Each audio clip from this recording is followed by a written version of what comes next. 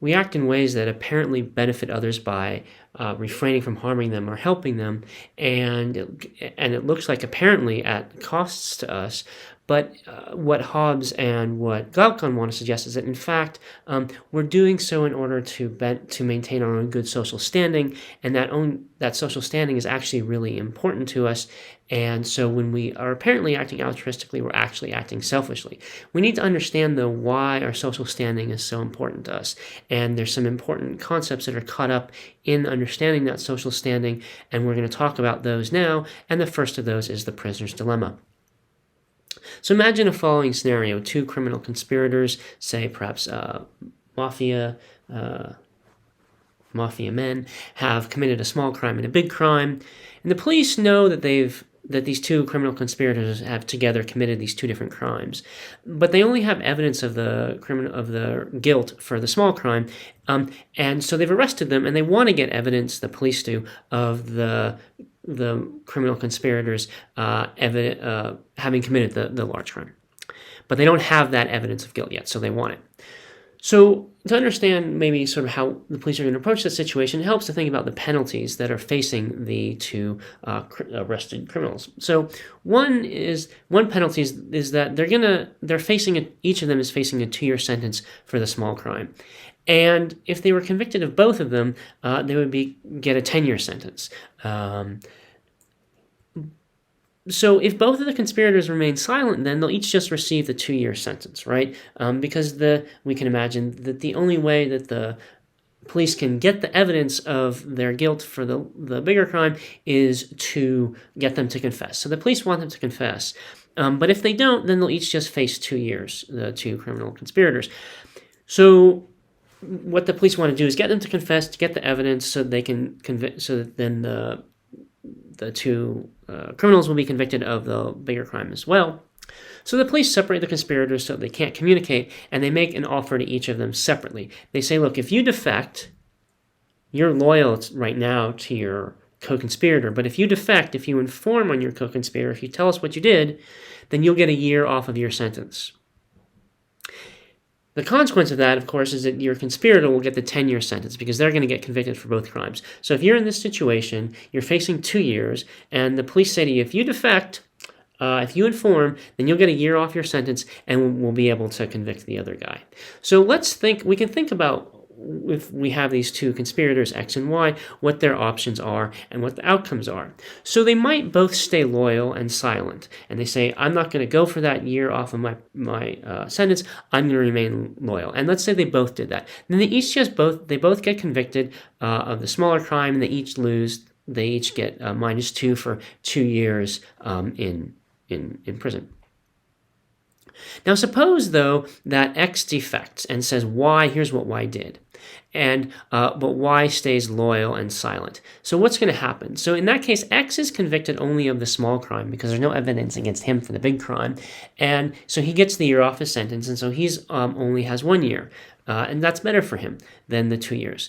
On the other hand, the Y is in trouble because Y is going to get both convicted of both the crimes, and so they have a 10-year sentence. The situation could be reversed, in which case, Y might defect and X might stay loyal, and then the penalties would be reversed. Y gets only 1 year and X gets 10 years. Or they could both defect and inform on the other. And in that case, they each get a 10-year sentence, convicted for both the small crime and the big crime, but they also each get a year off, and so they're each in jail for 9 years. And so for the group, overall, X plus Y, it's better that they be here. It's only 4 years in jail. And this is 18 years in jail, where these are 11. So if we're thinking in terms of the group, this is where the criminal conspirators are overall best off, and this is where they're worst off, and those are intermediate. So let's think, though, about if you were in that situation, what you might do. So notice, if you're X, then you benefit from defecting whatever Y does, right? So if Y is loyal, then you're better off if you defect than if you're... So let's suppose Y is loyal, and we're thinking, I'm X, should I be loyal or defect? So if Y is loyal, well, then I'll either get 2 years or 1 year. And if I defect, I get the 1 year, so I'm better off. And if y defects, then I'm in trouble because I'm facing 10 or 9, but it's still better for me to defect. Whatever y does, if I defect as x, I improve my situation by 1 year. I have 1 less year in prison. I'm either going from 2 to 1 years or from 10 to 9 years, but either way, whatever y does, I'm better off by defecting.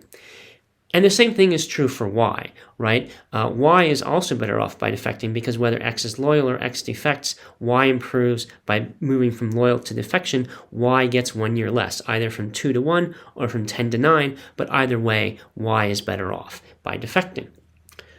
So we can think of that, if we're thinking just in terms of their self-interest, for both of them, defection dominates loyalty. Whatever the other person does, I'm better off by defecting because I'll get 1 year off my sentence. Whether I have a long sentence or a short sentence, whether it's 10 versus 9 or 2 versus 1, if I defect, no matter what, I'm better off. And so just in terms of my self-interest, defection dominates loyalty. So X's defection then benefits X no matter what, but it costs Y a lot more. So if I'm defecting as X, then I get 1 year off, but I impose 8 years on Y. And the same thing is true for Y. If I'm Y and I defect, then I get 1 year, so I'm benefited no matter what, but the cost to X is much greater than the benefit to me. So in both situations, we have I get a small benefit and I impose a large cost on my partner. My partner in crime. So we can give a general definition of what's happening in a prisoner's dilemma and why it's sort of a dilemma. So the first thing is that each participant is better off if they defect. Whatever else the other person does, it always benefits me to defect. The second thing we can say is that defecting harms the other more than it benefits me. So if, I get a small benefit no matter what, but I'm also, by defecting, but I also am guaranteed of doing a big harm to another person. What this means is that the group is worse off if everybody defects because each of us gets the small benefit of from defecting, but we also get harmed. Each person also gets harmed by the other's defection, and that's greater. So if everybody defects, then we each get the small benefit, and we each have the large harm inflicted upon us, and that's worse. And the group is best off if everybody is loyal, because then we're both in the loyalty situation.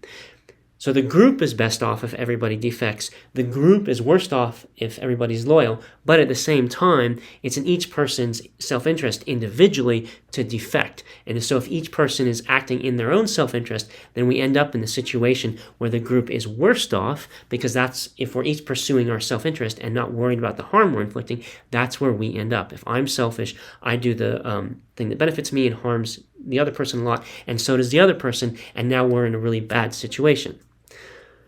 So here are these the four characteristics. Each participant is better off if they defect. Defecting harms the other more than it benefits me. This means that the group is worst off if everybody defects, the group overall. But again, it's better for me if I defect, but others don't. And the group is best off if everybody is loyal. So this is sort of a situation you do not want to be in.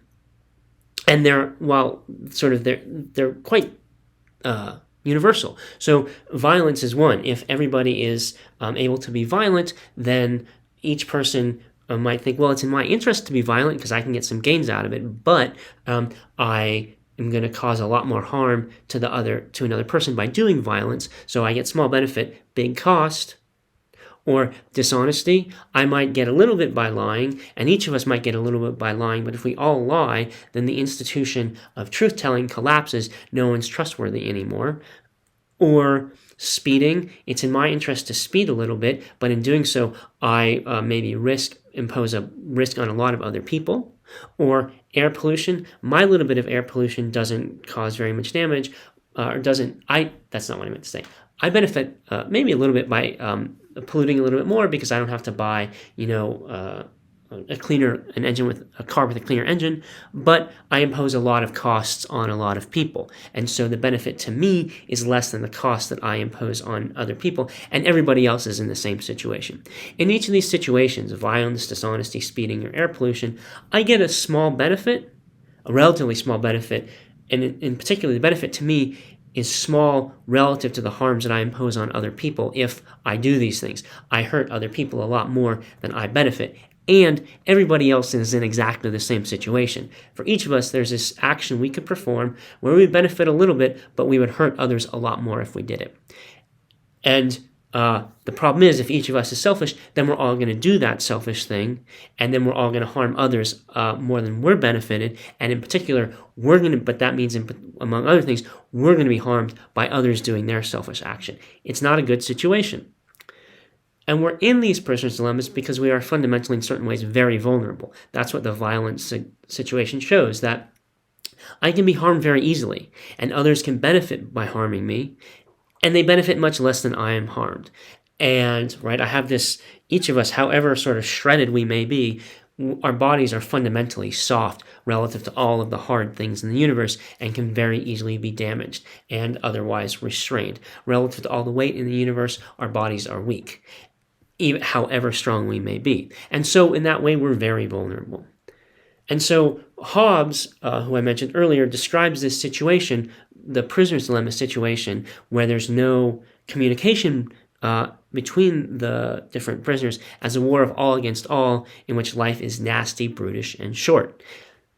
We want to get out of the prisoner's dilemma. How would we do that? Well, what would the prisoners do? They would communicate to each other. They would say, hey, if you don't defect, I won't defect. And they would have a way of enforcing that commitment so that either of them would be in trouble if they defected. What that would do is raise the cost of defection so that you then don't benefit from it. And that's where we get phrases like snitches get stitches. It's and where we have a state that has a law, has laws, right, and penalties for breaking those laws. We all agree to a certain course of action, so we communicate, and then we have a way of enforcing that agreement on each other. So that's the social contract. The social contract is a way to get out of the prisoner's dilemma, and we're going to talk about that in the next video.